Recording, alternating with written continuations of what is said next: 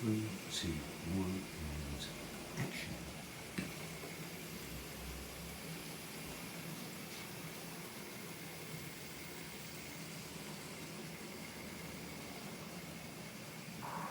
Manage your expectations.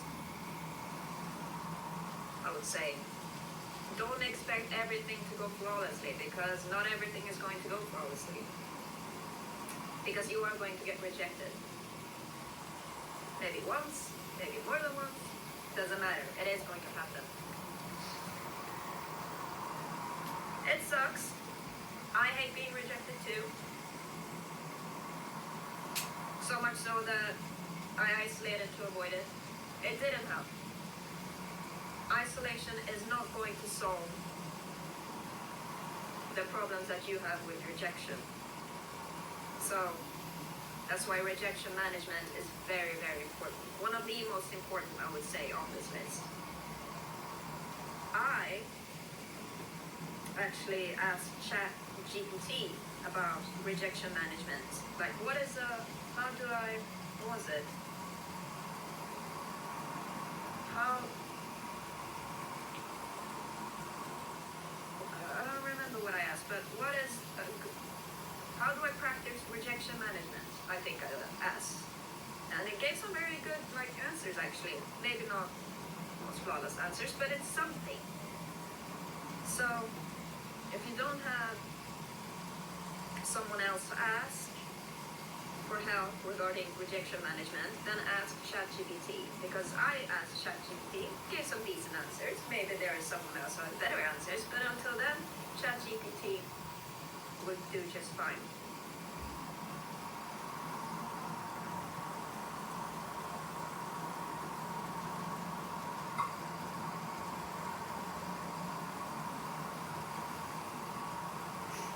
Here's another one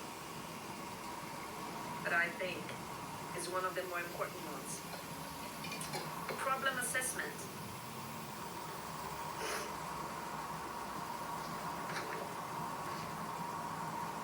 You're faced with a problem.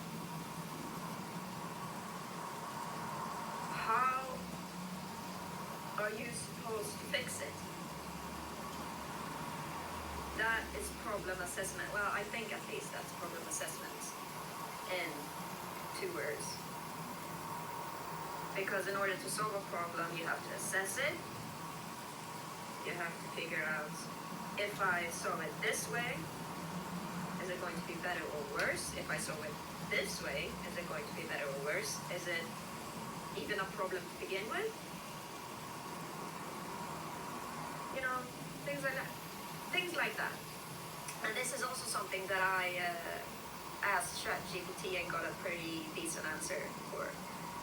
And of course, if there is someone who is smarter than ChatGPT, as ChatGPT isn't even smart to begin with because it's AI, it's not a real person, but if there is someone who has a better answer to how to assess problems than ChatGPT, then that works great. But until then, ChatGPT will do just fine. I asked ChatGPT and I got a decent answer. So that's one thing that I highly, highly recommend researching and practicing and looking up in general.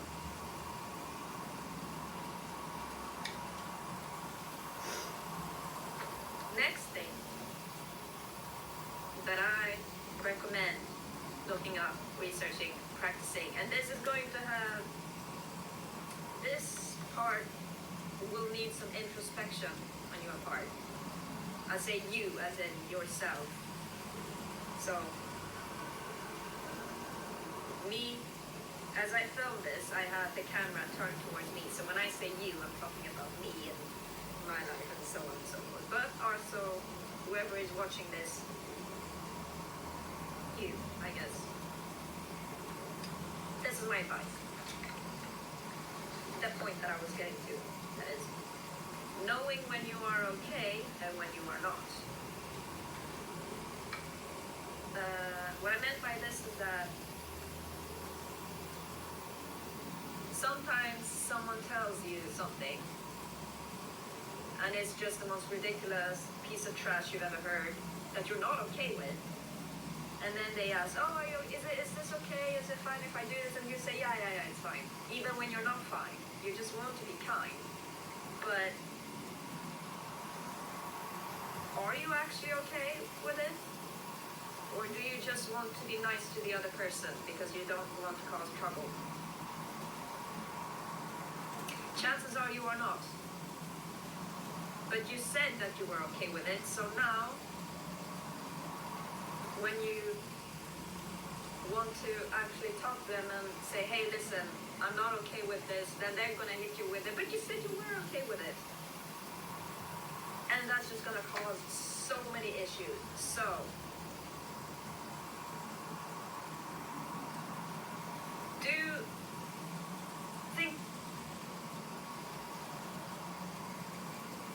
know when you are okay with something and when you are not. Don't answer immediately to someone saying, is it okay if I do this? Think of it. Are you actually okay with it? Or are you not? Because it is far easier in the long run to just say, honestly, I'm not that okay with it. I would prefer it if you did it this way or that way or what have you. Rather than just saying, yeah, it's okay to be kind. So. You can't.